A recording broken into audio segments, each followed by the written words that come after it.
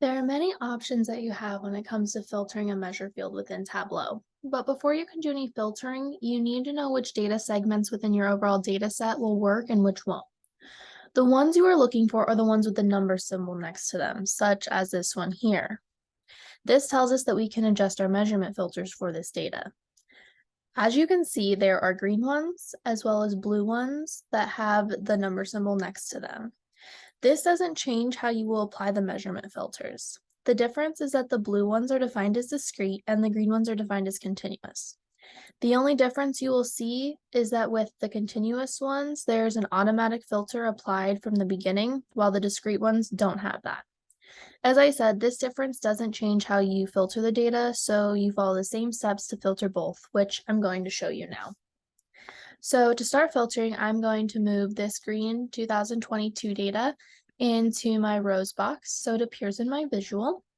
Now you can see that it says sum up front here. That is the automatic filter that gets applied, and that's the filter that we're going to change. You can always see which filter is being applied for each measure by looking in the front, and it'll tell you. So to change the filter, we are going to start by clicking on this arrow here. It's going to give you this drop-down box. Then you're going to come down here to measure. And as you can see, sum is in parentheses. That's another way to see which one is currently applied. So there's many different options that you have to choose from here. You have your most common ones up top, sum, average, median, and count. And down below, you have more options. You got your minimum, maximum, percentile, standard deviation, and variance. And as you can see, the percentile has more options, so if that's the one you're using, you can specify. To change the filter, all you do is click on the one you want and it'll change it. So we started with sum, so let's change it to average. So I'm just going to click on it, and you can see that it changed my data. And if I wanted to change it to another one, I'd follow the same steps and do the same thing. Real quick, I'm going to show you how to do a blue one just so you can see it and see that there is no difference. So I'm going to put this blue manager ID in my rows box. And as you can see, there's no sum in the front, so there's no automatic applied filter. To apply the filter, we're going to follow the same steps. I'm going to click on the arrow, go down to measure. There's nothing in parentheses, which again states that there is no filter currently applied.